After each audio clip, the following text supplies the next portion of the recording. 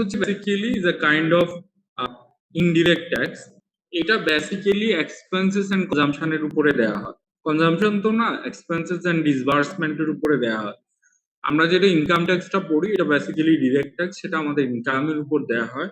আর gift ট্যাক্সের প্রভিশনটা হচ্ছে যিনি গিফট পেমেন্ট করবেন, লাইক ভ্যাট, ভ্যাট যেমন হচ্ছে যিনি কনজিউম করেন ওনাকে যেমন ভ্যাটটা দিতে হয়, ঠিক তেমনি গিফটের ক্ষেত্রেও যিনি গিফট পেমেন্ট করবেন তাকে গিফট ট্যাক্স দিতে হয়, যদি উনি স্পেসিফিক গিফট ট্যাক্সের আইনে যে এক্সামটেড এরিয়া আছে, এক্সামটেড এরিয়ার বাহিরে অন্য কাউকে কোনো গিফট পেমেন্ট করে থাকেন, তাহলে যিনি গিফট পেমেন্ট করবেন বা যিনি গিফট দিবেন তাকে এই ট্যাক্সটা দিতে হবে। সো আমরা এই যে বাংলাদেশে যে গিফট ট্যাক্সটা প্রচলিত গিফট ট্যাক্সটা আছে, এই গিফট ট্যাক্সটা বেসিক্যালি আমরা এক্সারসাইজ করি as per gift tax act 1990। আমি আপনাদের সাথে হোয়াটসঅ্যাপ গ্রুপে গিফট ট্যাক্স অ্যাক্টটা শেয়ার করেছি। খুব সহজ বাংলা ভাষায় ছোট 7 পেজের একটা আইন আছে, আপনারা চাইলে একটু এই আইনটা পড়ে নিতে পারেন। So first of all, what is gift? গিফটের ডেফিনেশনে বলা হচ্ছে gift means the transfer of any immovable or movable property by one person to another voluntarily and without any consideration of money or money sold। কি বলা হচ্ছে, আপনি যদি অন্য কাউকে কোনো মুভেবল অথবা ইমুভেবল যে কোনো অ্যাসেট বা প্রপার্টি এটা ভলেন্টিয়ারলি কিংবা একটা মিনিমাম কনসিডারেশনে পেমেন্ট করেন, তাহলে যেই মূল্যের আপনি কনসিডারেশন পেমেন্ট করবেন কিংবা এক্সচেঞ্জ করবেন বা ডোনেট করবেন সেটাকে গিফট বলা হয়। তো একটা যেটা আমরা বুঝি যে উইদাউট এনি কনসিডারেশন আমরা যখন কোনো কিছু দিচ্ছি সেটাকে আমরা গিফট বলছি। আবার যদি আমরা মিনিমাম কিংবা লামসাম কনসিডারেশনেও কোনো কিছু দেই which is lower than the fair market value, তাহলে এই যে ডিফারেন্সিয়াল অ্যামাউন্ট আমরা ফেয়ার মার্কেট ভ্যালু থেকে লোয়ার প্রাইসে ভলেন্টিয়ারলি যেটা আমরা পেমেন্ট করছি সেটাও কিন্তু গিফট হিসাবে কনসিডার করা হবে। লেটস সে আপনার একটা ফ্ল্যাট আছে ঢাকা শহরে, যে ফ্ল্যাটের মূল্য হচ্ছে 20 লাখ টাকা। আপনি কি করলেন, আপনি আপনার কাজিনকে এই ফ্ল্যাটটা দিয়ে দিলেন in the price of 10 lakh টাকা। তো এই ফ্ল্যাটের fair market value 20 lakh, registration price হলো 20 লাখ, কিন্তু আপনি আপনার কাজিনকে কি করলেন, এইটা ভলেন্টিয়ারলি 10 লাখ টাকায় দিয়ে দিলেন।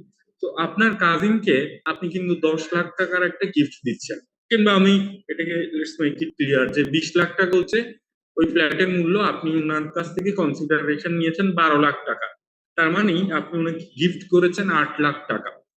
তো এই 8 লাখ টাকা যেহেতু আপনি গিফট দিয়েছেন, গিফট দেওয়ার জন্য আপনাকে ট্যাক্স দিতে হবে। সো গিফটের যে ট্যাক্স রেট সেটা কিন্তু স্ল্যাব রেটে হয়। একটু বলে রাখি, অ্যানুয়ালি যে কোনো ব্যক্তি 20,000 টাকা পর্যন্ত গিফট দিতে পারবে। 20,000-এর এক্সেস যে অ্যামাউন্ট আপনি গিফট দিবেন ওই অ্যামাউন্টের উপর স্ল্যাব রেটে আপনাকে ট্যাক্স দিতে হবে।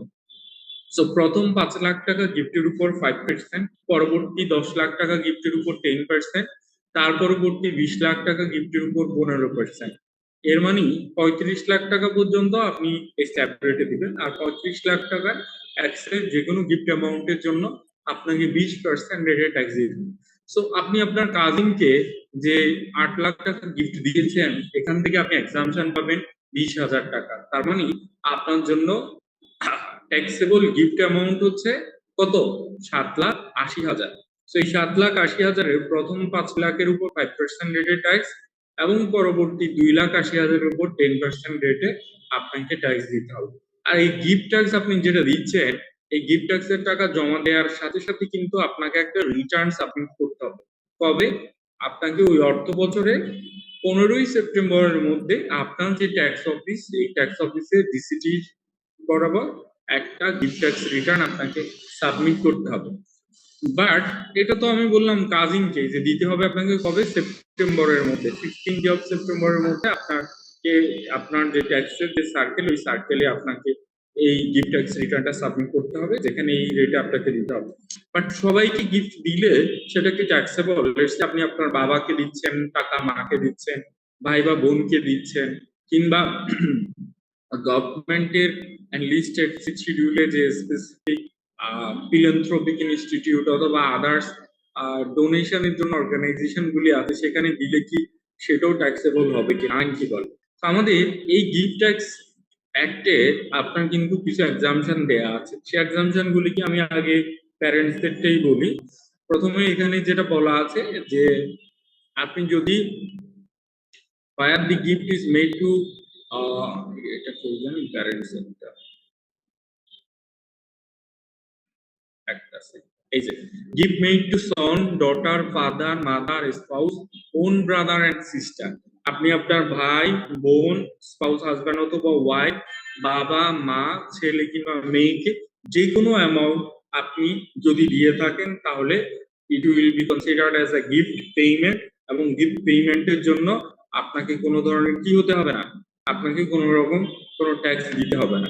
হাউএভার এই গিফটটা এছাড়াও আরো কিছু এন্টিটি আছে যাদেরকে দিলে আপনার ট্যাক্স দিতে হবে না। সেটা কি, where the gift property situated outside Bangladesh, বাংলাদেশের বাইরে ইউকে তে আপনার একটা গাড়ি আছে, হ্যাঁ, এবং আপনি বাংলাদেশের একজন রেসিডেন্ট, আপনার রিটার্নে আপনি কি করেন বাংলাদেশের প্রপার্টি এবং ইউকে প্রপার্টি দুইটাই দেখান, বাট ইউকে তে আপনার যে গাড়িটা আছে সেটা আপনি আপনার একজন কাজিনকে দিয়ে দিলেন। So, এই যে গিফট পেমেন্ট এটা যেহেতু বাংলাদেশের বাইরে হয়েছে, এই গিফট পেমেন্টের জন্য আপনাকে কোনো ট্যাক্স দিতে হবে না। Where the gift is made to the government or any local authority, সরকারকে অথবা যে কোনো স্থানীয় সরকারকে যদি কোনো অ্যামাউন্ট আপনি গিফট দেন সেটার উপরে আপনাকে কোনো ট্যাক্স দিতে হবে না। Where the gift is made to the following parents or institute for charitable purpose, কোথায়, any educational institute either run by the government or recognized by any education board or any university under any university established under law enforcing Bangladesh। তার মানে যে কোনো ধরনের educational ইনস্টিটিউটে যেটা government দ্বারা recognise, এই ধরনের কোনো এডুকেশনাল ইনস্টিটিউটে আপনি যদি কোনো অ্যামাউন্ট গিফট করে থাকেন তাহলে সেটার জন্য আপনাকে আলাদা করে গিফট ট্যাক্স দিতে হবে না। একইভাবে any hospital recognized or run by government or any local authority or any hospital that receives charity from the government, so যে কোনো বাংলাদেশ মানে লোকাল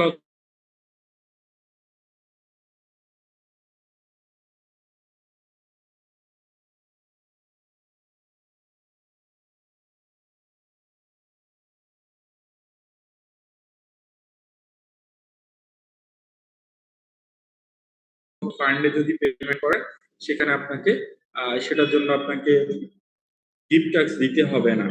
আচ্ছা, তারপরে যেটা আছে, any government approved religious or charitable institution other than private religious institution or fund which doesn't ensure the benefit of the public as a whole up to 20% of total income or টাকা 1 lakh whichever is lower। এটা একটু আমাদের বুঝতে হবে, এখানে কি বলা হচ্ছে, any government approved religious or charitable institution, সরকারি অনুমোদিত যে কোনো ধর্মীয় অথবা চ্যারিটেবল ইনস্টিটিউট, হ্যাঁ, কে যদি আপনি পেমেন্ট করেন, আই মিন গিফট দিয়ে থাকেন বা ডোনেশন দিয়ে থাকেন, সেই ডোনেশনের উপর ট্যাক্স দিতে হবে না। তবে এখানে লিমিট দিয়ে দেওয়া আছে। লিমিটটা কি, ওই অর্থ বছরে আপনার যে ট্যাক্সেবল ইনকামের 20% অথবা 1 লাখ টাকা, এই দুটোর মধ্যে যেটা লোয়ার সেই অ্যামাউন্টটা হবে।